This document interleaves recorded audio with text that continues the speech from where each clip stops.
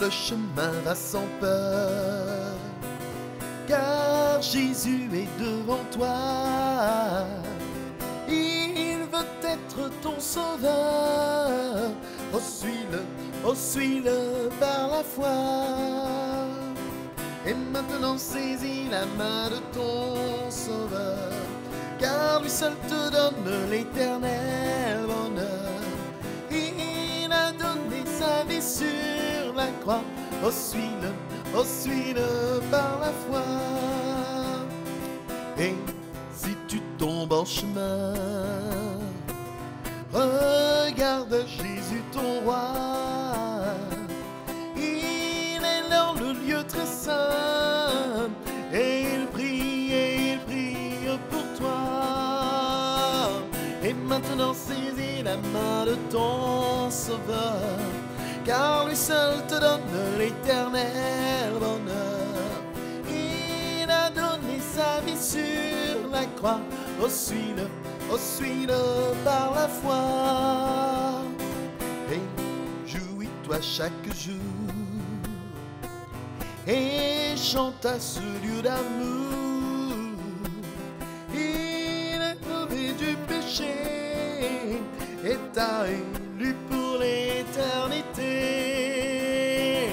Et maintenant saisis la main de ton sauveur, car lui seul te donne l'éternel bonheur. Il a donné sa vie sur la croix. Oh, suis-le par la foi. Un jour Jésus reviendra. Oh, quel immense bonheur! Dans son ciel il te prendra. Bénis-le dans ton cœur. Et maintenant saisis la main de ton sauveur, car lui seul te donne l'éternel bonheur. Il a donné sa vie sur la croix. Oh, suis-le par la foi. Oh, suis-le par la foi. Oh, suis-le par la foi.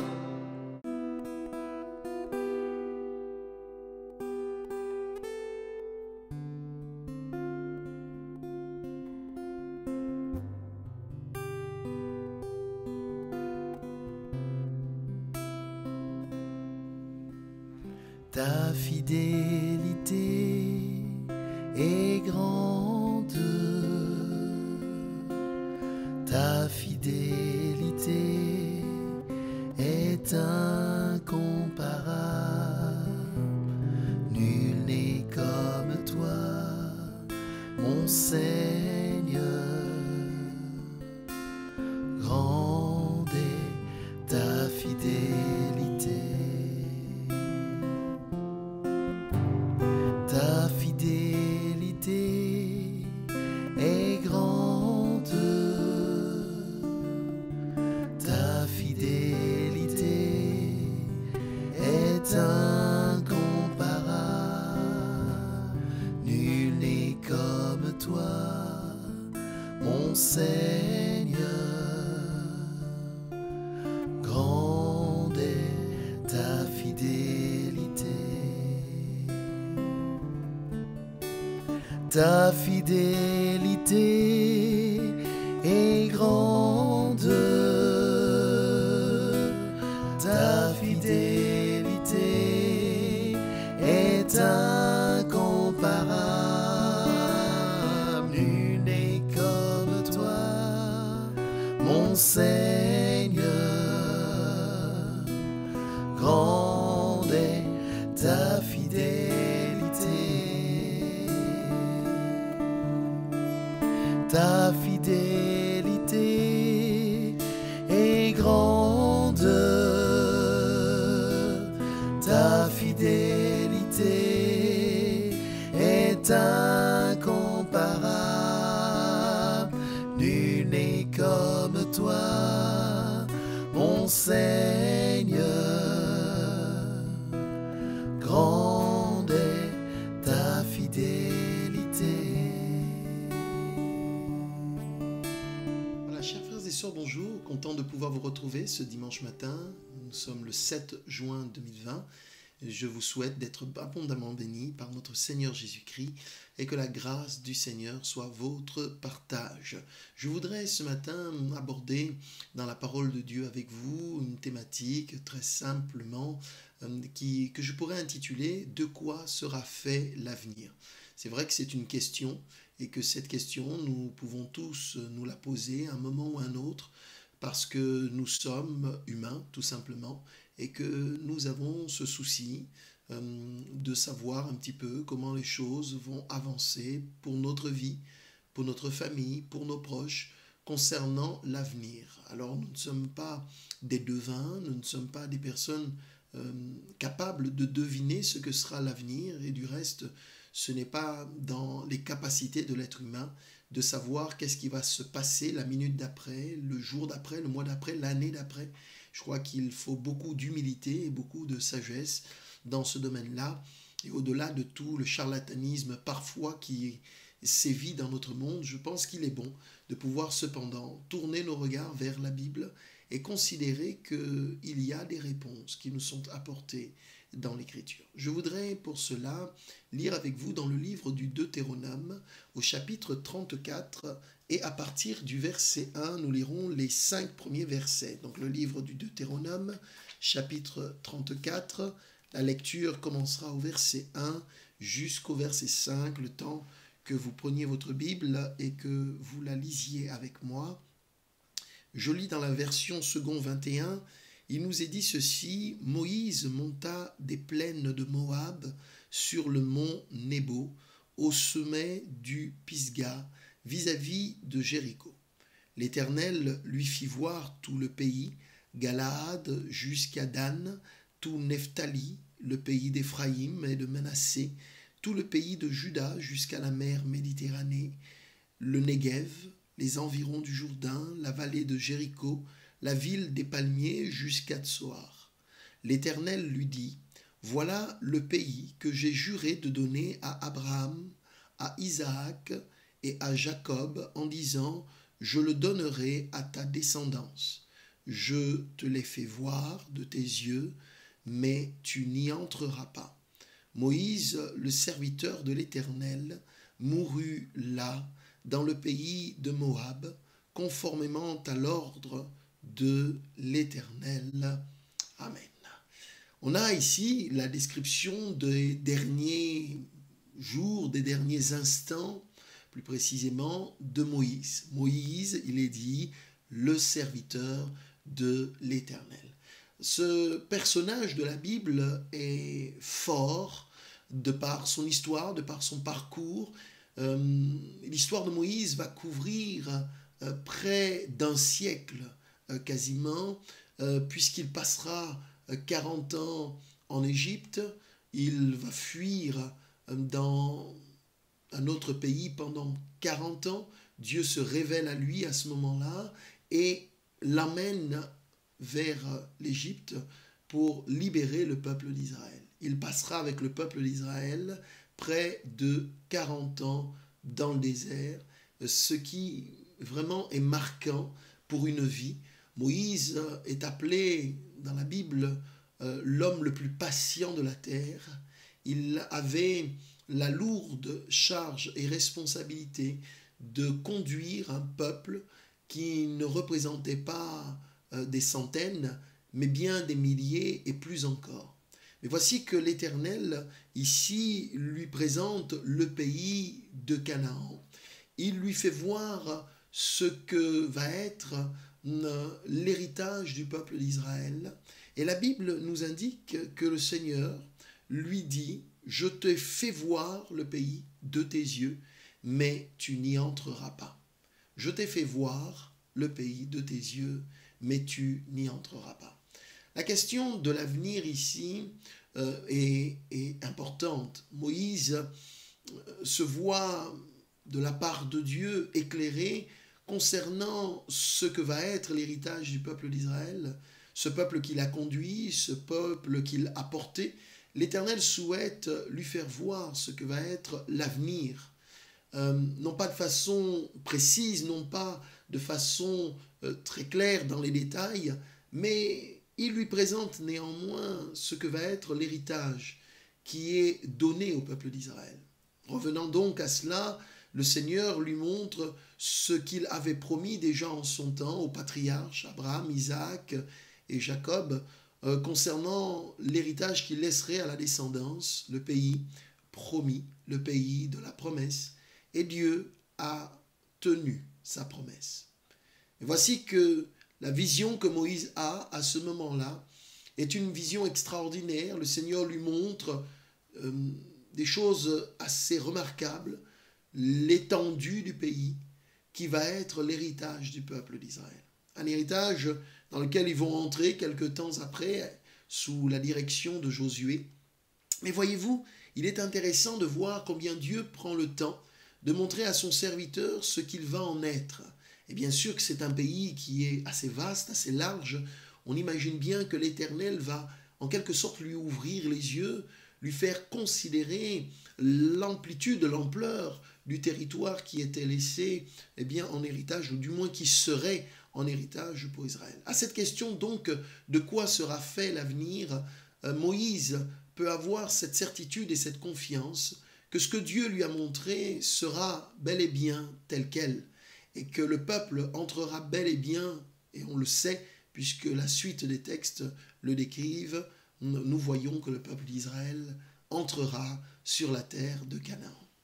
C'est intéressant tout cela, et on peut réfléchir sur le détail. Moïse n'y entrera pas. Littéralement, dans le texte d'origine, on dit Moïse n'y passera pas. Dieu l'avertit, lui dit tu ne passeras pas. Il y a cette notion du Jourdain qu'il fallait passer, traverser, et l'Éternel lui dit tu n'y passeras pas. Et on peut réfléchir ensemble autour de cette question-là. Voilà un avenir, mais un avenir dont Moïse ne fera pas partie. Et quand on lit dans le livre des Nombres au chapitre 20, on retrouve ici quelques éléments qui peuvent nous éclairer aussi et nous permettre de comprendre ce que le texte est en train d'exprimer. Livre des Nombres, chapitre 20, à partir du verset 1. Toute l'assemblée des Israélites arriva dans le désert de Tsin le premier mois, et le peuple s'arrêta à Kadès. C'est là que Myriam mourut et fut enterrée. Il n'y avait pas d'eau pour l'assemblée. On se souleva donc contre Moïse et à Aaron, et le peuple chercha querelle à Moïse. Ils dirent, si seulement nous avions expiré lorsque nos frères ont expiré devant l'Éternel. Pourquoi avez-vous fait venir l'assemblée de l'Éternel dans ce désert? Est-ce pour que nous y mourions, nous et notre bétail? Pourquoi nous avez-vous fait quitter l'Égypte si c'est pour nous amener dans ce désert de malheur?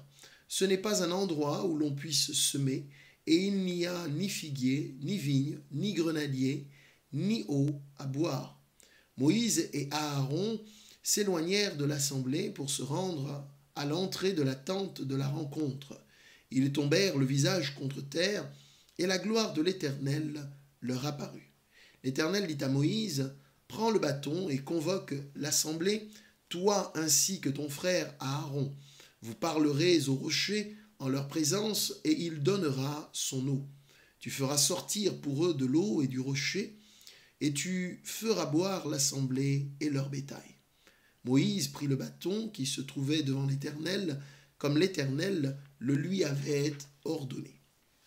Moïse et Aaron convoquèrent l'assemblée en face du rocher, et l'Éternel leur dit, « Écoutez donc, rebelles, est-ce de ce rocher que nous ferons sortir de l'eau pour vous? » Moïse leva la main et frappa 2 fois le rocher avec son bâton.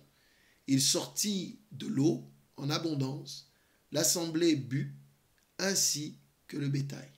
Alors l'Éternel dit à Moïse et à Aaron, « Puisque vous n'avez pas eu assez confiance en moi pour respecter ma sainteté devant les Israélites, vous ne ferez pas entrer cette assemblée dans le pays que je lui donne. Ce sont les eaux de Mériba, parce que les Israélites contestèrent avec l'Éternel, et sa sainteté fut reconnue parmi eux. Amen. Une lecture un petit peu longue mais importante qui explique ce que nous avons lu tout à l'heure dans le livre du Deutéronome. Moïse, tu n'y passeras pas. Voilà ce que l'Éternel lui a dit. Nous retrouvons donc dans le livre des Nombres ici la raison, la cause qui fait que Dieu ne permettra pas à Moïse d'entrer dans le pays de la promesse. Il lui fait voir ce que sera l'avenir, mais Moïse ne peut pas entrer dans cet avenir. Voyez-vous, dans le texte que nous avons lu, nous découvrons la façon dont Moïse perçoit les choses et la façon dont il perçoit l'avenir. Et c'est le choix qu'il fera, c'est l'action qu'il posera qui déterminera la suite des événements. Nous allons voir ensemble de quelle manière le peuple d'Israël voyait les choses également, pour considérer ensemble la réponse à apporter à cette question. De quoi sera fait l'avenir? Face à cela, on peut tous avoir une attitude différente, et l'Écriture ici nous aide à comprendre l'attitude qui convient, celle qui est honorable et qui est à la gloire de Dieu. Le pays de la promesse sera conquis, non sans courage, non sans engagement. Josué et la génération née dans le désert seront de ceux qui entreront dans ce pays. Concernant Moïse, ce n'est pas le cas. La Bible nous montre qu'il n'a pas su montrer la sainteté de Dieu, il n'a pas su respecter la sainteté de Dieu en face du peuple d'Israël. Du reste, vous me direz, il y avait en face de lui des hommes et des femmes dont le cœur est endurci. Il y a en face de lui des hommes et des femmes dont l'Écriture elle-même déclare ce peuple a un cou raide. Et on voit que malgré tout, le Seigneur va agir ainsi vis-à-vis de Moïse. Quelqu'un dira peut-être c'est injuste. Moïse, qui pendant 40 ans a conduit ce peuple dans le désert, se voit donc refuser l'entrée dans le pays de la promesse. Certes, mais Dieu est Dieu et il est important de comprendre que son plan, sa volonté ne sont pas discutables. Il est le Dieu qui voit toutes choses, qui sait toutes choses, et nous avons besoin de beaucoup d'humilité pour pouvoir marcher à ses côtés. Que nous dit la parole de Dieu? L'Écriture nous montre ici l'assemblée d'Israël qui cherche querelle à Moïse. La façon de voir les choses est très très importante. Et concernant le peuple d'Israël ici, nous constatons qu'ils ont gardé les traces et les marques du pays de l'Égypte. Ils ont ce souvenir encore profondément ancré et marqué en eux, de telle sorte qu'ils ne supportent pas la contestation, ils ne supportent pas, je dirais plus précisément, la contrariété, ils ne supportent pas les choses qui ne vont pas dans le sens de ce qu'ils désirent. En cela, je dirais que nous sommes tous pareils, n'est-ce pas finalement dans la nature de l'être humain? Nous avons beaucoup de mal bien à faire face quand les choses ne vont pas dans notre sens. Et ils gardent ici les marques de ce qu'ils ont vécu, les réactions qu'ils ont, les paroles qu'ils tiennent ici portent bien et bien cette réalité quand ils disent « Dans ce désert, il n'y a rien, il n'y a ni figuier, ni vigne, ni grenadier, ni eau à boire ». Ils font bien allusion à quelque chose, ils font bien allusion à des souvenirs, à ce qu'ils ont connu jadis.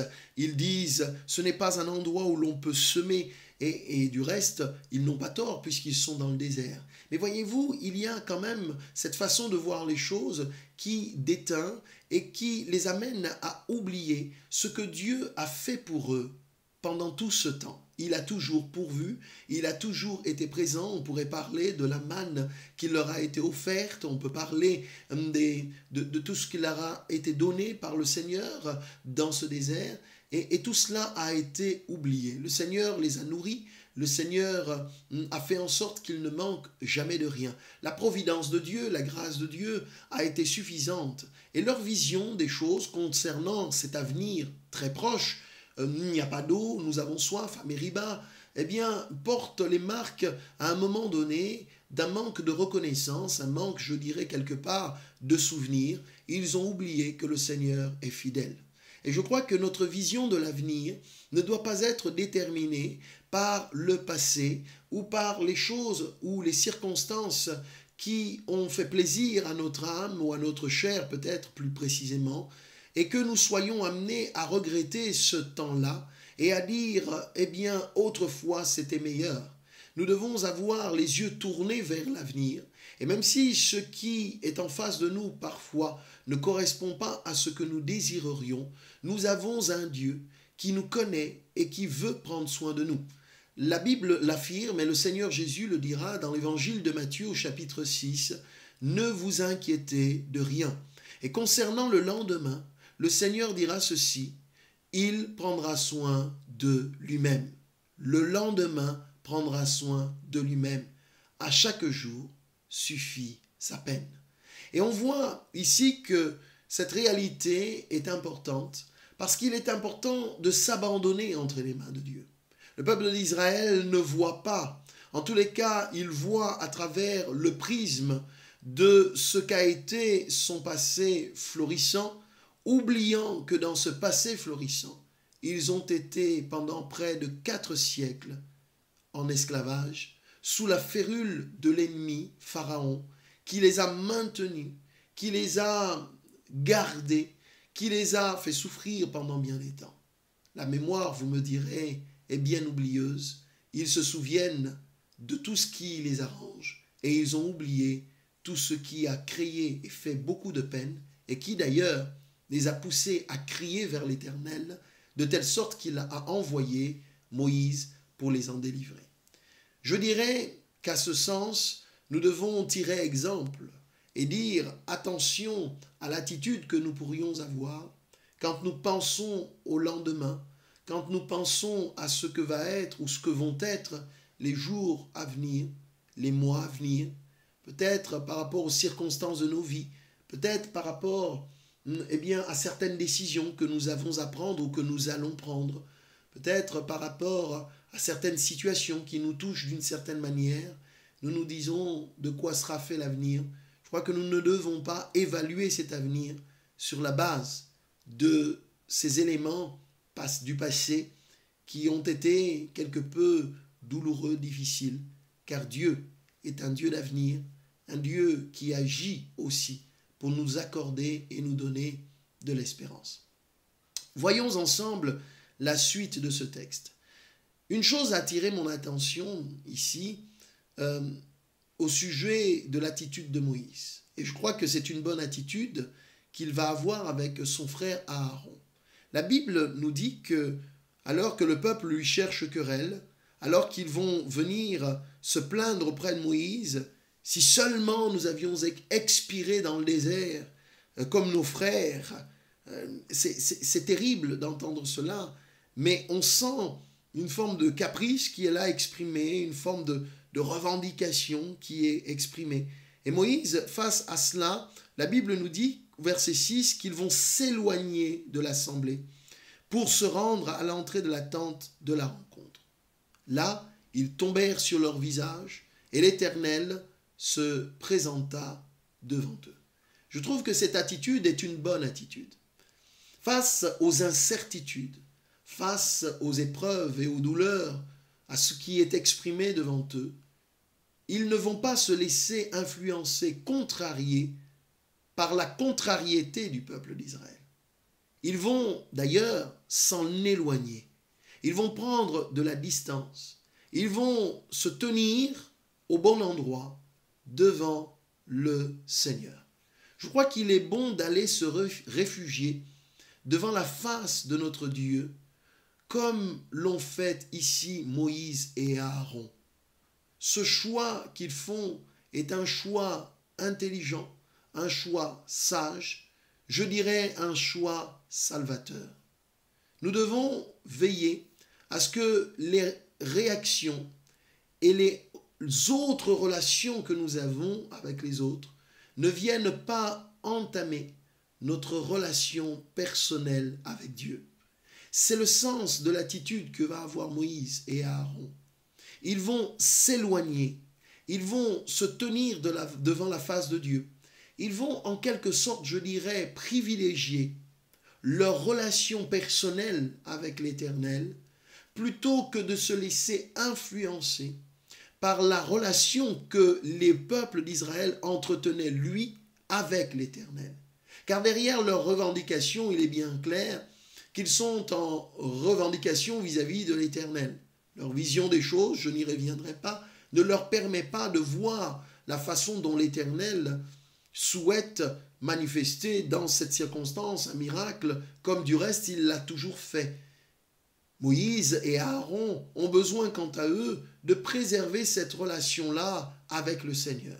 Je crois que c'est important donc que notre relation avec le Seigneur ne souffre pas des autres relations que nous entretenons. Car Moïse entretient une relation personnelle avec le peuple d'Israël, il est leur conducteur. Aaron en est le sacrificateur principal, le souverain sacrificateur. Et voici qu'ils ont besoin l'un comme l'autre de s'extirper de cette réalité, de cette relation conflictuelle, de cette relation, je dirais, angoissante, compliquée, difficile qu'ils ont, en tout cas à l'instant T, avec le peuple d'Israël. Il s'agissait pour eux de ne pas se laisser happer dans cette spirale de revendication, de colère, d'amertume qui était exprimée. Ils vont s'en extirper et ils vont trouver leur refuge dans la présence du Seigneur. Je crois que cette attitude est une attitude salvatrice, comme j'ai dit. Il est important de savoir préserver notre relation avec le Seigneur en dépit des autres relations que nous pourrions avoir. Nous devons chercher la face de Dieu, nous devons, je dirais, enrichir notre âme, l'encourager, la fortifier par une relation qui est tout autre, une relation qui est encourageante, renouvelante, une relation qui fait du bien. Et cette relation restera toujours et encore la relation avec Dieu. C'est la relation la plus merveilleuse que nous ayons et c'est celle-ci qui permettra à Moïse et à Aaron de trouver quelque chose qui va les encourager. La Bible nous dit donc que dans cette présence de Dieu, dans cette présence du Seigneur, ils vont recevoir des directives de Dieu. Ils vont recevoir de la part du Seigneur une direction et c'est le sens de ce qui nous interpelle dans ce texte. Quant à l'avenir, quant à la décision à prendre, ils avaient besoin d'avoir un éclairage de la part du Seigneur. Le peuple s'en plaint, il n'y a rien à faire. Seigneur, que devons-nous faire? Et le Seigneur va les éclairer. Prends le bâton qui est là dans ma présence et avec ce bâton tu iras parler au rocher de telle sorte que le peuple puisse observer et voir les œuvres de l'Éternel. De quel bâton l'Éternel parle-t-il? Il ne parle pas du bâton de Moïse qu'il avait coutume d'avoir avec lui. Il parle ici d'un bâton qui se trouve dans sa présence. On veut pour preuve ce que nous avons lu dans ce texte au verset 7. « Prends le bâton et convoque l'assemblée, toi ainsi que ton frère Aaron. Vous parlerez au rocher en leur présence et il donnera son eau. » La Bible nous dit que Moïse, verset 9, prit le bâton qui se trouvait devant l'Éternel, comme l'Éternel le lui avait ordonné. Il prit donc le bâton qui se trouvait devant l'Éternel. On est donc dans la tente d'assignation, la tente de rencontre. De quel bâton s'agissait-il? Si vous lisez le livre des Nombres au chapitre 17, vous y verrez de quel bâton il s'agit. En réalité, c'est le bâton d'Aaron qui avait fleuri. La Bible nous parle dans le chapitre 17 de cette sélection que l'Éternel avait faite en demandant à ce que chaque tribu d'Israël puisse donner un bâton qui serait posé devant l'Éternel.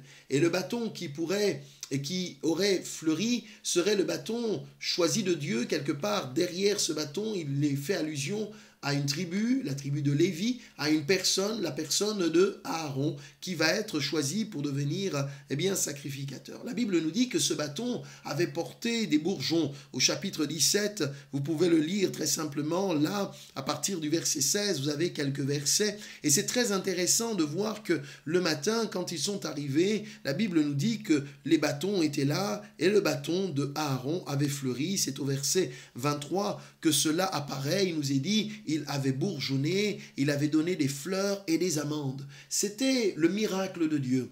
C'était le signe de l'approbation de Dieu. On voit là un bâton qui n'a pas de terre, puisqu'il a bourgeonné des amandes, des fleurs. C'est un miracle. C'est impossible, effectivement. Mais voilà que Dieu va ici manifester un miracle. Le bourgeonnement des fleurs et des amandes est un signe de bénédiction, est un signe d'approbation de Dieu. Il y a là un symbole fort qui est celui de la vie, celui du renouvellement, non pas de la mort, mais de la vie. Et la Bible nous dit que ce bâton qui avait fleuri et bourgeonné a été apporté dans la présence de Dieu afin que l'Éternel renonce à la colère qu'il aurait pu manifester vis-à-vis d'Israël. Et on voit que ce symbole fort apporté dans la présence de Dieu, ce symbole de la vie, rappelle à l'Éternel qu'il est celui qui donne la vie. Et voici que l'Éternel dit à Moïse, tu prendras ce bâton-là et tu iras avec devant la présence d'Israël.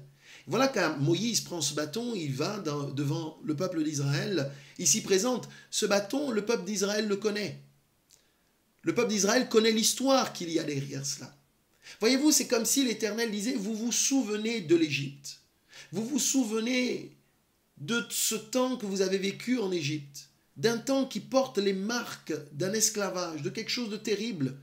Mais ce dont vous vous souvenez, c'est des bonnes choses que vous sembliez avoir obtenues au milieu de toutes ces souffrances et de cet esclavage.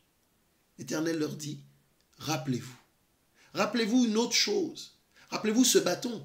Moïse arrive avec ce bâton en présence du peuple. Rappelez-vous ce bâton. Rappelez-vous ce qu'il symbolise. Rappelez-vous qu'il est la preuve, le témoin de ce que l'Éternel est celui qui a fait bourgeonner. Ne pouvait-il donc pas, au milieu de ce désert, faire bourgeonner, encore une fois, faire croître des fleurs, des amandes, plus précisément, de l'eau? Ne pouvait-il pas, par la puissance qui est la sienne, manifester sa grandeur à l'égard de ce peuple, à l'égard de ses enfants? Bien-aimés dans le Seigneur, concernant l'avenir, voilà ce dont nous devons nous souvenir. Voilà ce que nous devons repasser dans nos cœurs. Comme dira Jérémie dans le livre des Lamentations, voici ce qui me redonnera de l'espérance. Au chapitre 3, il dira cela. Ce qui me redonnera de l'espérance, c'est que les bontés de l'Éternel ne sont point épuisées, ses compassions ne sont pas à leur terme, elles se renouvellent pour nous chaque matin. Elles se renouvellent pour nous chaque matin. Oui, un renouvellement. Voilà l'image de ces bourgeons, de ces fleurs, de ces amandes. Dieu est celui qui veut renouveler nos cœurs. Celui qui, face à l'avenir, qui connaît toutes choses, qui sait toutes choses, nous invite donc à considérer que Dieu est le Dieu qui est capable de faire en sorte que notre avenir, que le jour qui suit, que les jours qui suivent, les uns après les autres, soient porteurs de l'espérance, la marque de la bonté de Dieu et de sa grande fidélité. Le peuple d'Israël voit donc Moïse arriver avec ce symbole fort, avec ce bâton qui a fait fleurir, et il s'agit pour eux de voir autrement, de voir ce bâton, mais non seulement de voir, mais aussi d'entendre. Car Dieu a dit à Moïse, tu parleras au rocher, et il donnera son eau. Tu parleras au rocher. Ce même rocher devant lequel Moïse s'est retrouvé quelque temps avant, et on sait que Moïse avait frappé le rocher une première fois et que le rocher avait donné de l'eau. Et on voit ici cette circonstance, mais l'Éternel ne lui dit pas tu frapperas le rocher, il lui dit tu prendras le bâton, un petit peu comme ce témoignage, et tu parleras au rocher. Ils verront et ils entendront. Ils verront la grâce de Dieu, ils verront et reconnaîtront la sainteté de Dieu, car ce bâton était tenu dans la présence de Dieu. Il fait partie d'un des 3 éléments qui étaient placés dans le propitiatoire, enfin dans l'arche de l'alliance. Vous aviez le propitiatoire, le couvercle, et à l'intérieur, vous aviez le bâton d'Aaron qui avait fleuri. Il s'y trouvait, c'est là. Et donc, c'est un symbole fort de la sainteté de Dieu, car personne ne pouvait entrer dans la présence de Dieu, dans le lieu très saint, si ça n'est le souverain sacrificateur une fois par an. C'était un symbole fort pour le peuple d'Israël. Et il s'agissait de parler au rocher afin qu'il puisse donner de son eau. Et voici que Moïse, eh bien, ici va commettre l'irréparable. En tous les cas, par rapport à ce que l'Éternel lui avait demandé, vous l'avez lu comme moi, il se présente devant le peuple d'Israël, il leur parle, leur adresse la parole, est-ce de ce rocher que viendra de l'eau? Et au lieu de parler au rocher, Moïse va frapper le rocher, non pas une fois, mais la Bible nous dit qu'il va frapper 2 fois le rocher. Bien sûr, l'eau va jaillir parce que Dieu est fidèle à son engagement, il avait promis de donner à boire au peuple d'Israël et il le fit. Mais cet acte de Moïse, avec Aaron à ses côtés, va conditionner l'avenir qui était le leur.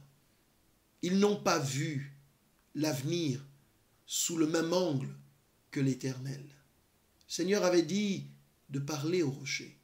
Il y avait des symboles forts que je viens d'énumérer ici, ce bâton qui avait fleuri, et le fait de parler, une parole d'autorité, une parole de foi, car il fallait de la foi pour parler à un rocher et croire que de l'eau allait jaillir. Mais Dieu avait dit les choses ainsi. Et Moïse, tant qu'il était dans la présence de Dieu, a été au bénéfice de cette relation précieuse. Et une fois sorti, une fois en présence du peuple d'Israël, il semblerait qu'il soit pris de nouveau dans cette spirale. La Bible nous montre qu'il a été quelque part, je pense, irrité de ce que le peuple avait résisté, s'était rebellé. On peut le comprendre, ça s'entend. Et voici qu'il a exprimé par les mots, mais aussi par l'action, ce qu'était l'état finalement de son âme. En frappant le rocher, il n'a pas honoré la promesse de Dieu telle qu'il lui avait transmise. Il n'a pas fait les choses telles que le Seigneur l'attendait. Le rocher des siècles, n'est-ce pas notre Seigneur Jésus-Christ? Et s'il a été frappé une première fois, ce rocher, et de l'eau en a jailli, c'est bien le symbole de l'œuvre de la croix. Notre Seigneur a été frappé, mais il l'a porté par cette œuvre de la croix. Il nous a donné la bénédiction. La Bible nous dit le châtiment qui est tombé sur lui nous donne la paix. Il a été frappé non pas 2 fois, mais 1 fois pour nous, à cause de nos péchés, de nos iniquités. Du fait que Moïse frappe le rocher 2 fois, il brise le fil de la révélation. Il brise la réalité de ce que l'Écriture avait annoncé. Le Christ viendrait, il mourrait. Et prophétiquement, le geste de Moïse n'était plus en concordance avec le plan divin, avec l'avenir que Dieu avait prévu. Car Christ est mort, comme nous dit la Bible, 1 fois pour toutes. Et donc, la vision de Moïse concernant l'avenir a été biaisée par la relation, je dirais, qu'il entretenait avec Israël. Et cette relation a fini par avoir le dessus sur ses propres actions au détriment de ce que Dieu lui avait dit. La richesse de ces textes est extraordinaire, mes bien-aimés, parce qu'il nous interpelle sur les réalités de nos propres vies, nos réactions, nos attitudes, parce que nous sommes humains, sont très souvent conditionnés par l'environnement proche, immédiat, lointain, qui est le nôtre. Et cette réalité doit nous interpeller, car la relation qui, par-delà et par-deçà toute chose, doit avoir de la plus grande importance, c'est la relation que nous avons avec le Seigneur. Mais cette relation est aussi exposée aux autres relations que nous avons autour de nous. Et nous devons veiller à entretenir cette sainteté de Dieu dans nos cœurs et aussi dans notre relation à l'autre. Ce texte met en évidence cette vérité-là pour que nous gardions intacte la révélation de celui qui pour nous est mort à la croix, que nous gardions intacte la réalité de l'amour de notre Sauveur, mort sur le bois maudit du calvaire, nous invitant à le suivre désormais sur le chemin de la vie. Ce chemin est un chemin personnel, un chemin individuel, un chemin pour lequel nous aurons chacun, chacune à rendre des comptes au-devant de notre Maître. Mais il est important de se rappeler que notre Dieu nous aime et qu'il veut prendre soin de nous. Je termine dans quelques instants avec ces derniers éléments. Je crois que Ce qui est important, c'est de réaliser que le Seigneur veut encourager chacun d'entre nous quant à l'avenir, à considérer la foi, à considérer l'humilité, l'obéissance, la soumission que nous savons manifester à son égard. De quoi sera fait l'avenir? Je ne sais, mes frères et sœurs. Mais je sais une chose, l'avenir que Dieu nous propose est fait de promesses, de bénédictions et de foi, ou du moins de confiance en celui qui tient toutes choses dans ses mains. Je conclus avec le livre de Jérémie, au chapitre 29, verset 11. Jérémie, chapitre 29, verset 11. Vous connaissez ce texte merveilleux. Quand le peuple d'Israël sera emporté en déportation, enfin tout cela, le Seigneur va faire une promesse concernant l'avenir. Il dit, voici, je connais les projets que j'ai formés sur vous, projets de paix et non de malheur, afin de vous donner un avenir et de l'espérance. Projet de paix et non de malheur, afin de donner un avenir et de l'espérance.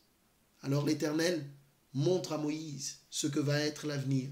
Il lui dit, regarde, j'ai véritablement des projets. Regarde. Et ces projets s'accompliront, puisque nous le lisons dans la Bible, ces projets de paix s'accompliront. Le peuple d'Israël entrera sur la terre de Canaan, la terre de la promesse. Dieu est un Dieu de promesse, un Dieu qui veillera sur nous jusqu'au bout. Mais nous avons besoin, bien-aimés dans le Seigneur, de recentrer nos vies autour de celui qui seul connaît toutes choses et nous attendre à lui au jour le jour. Oui, le lendemain aura soin de lui-même, à chaque jour suffit sa peine.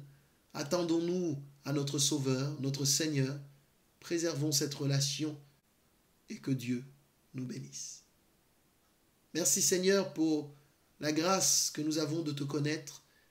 Merci pour les projets de paix et non de malheur que tu as formés sur nos vies.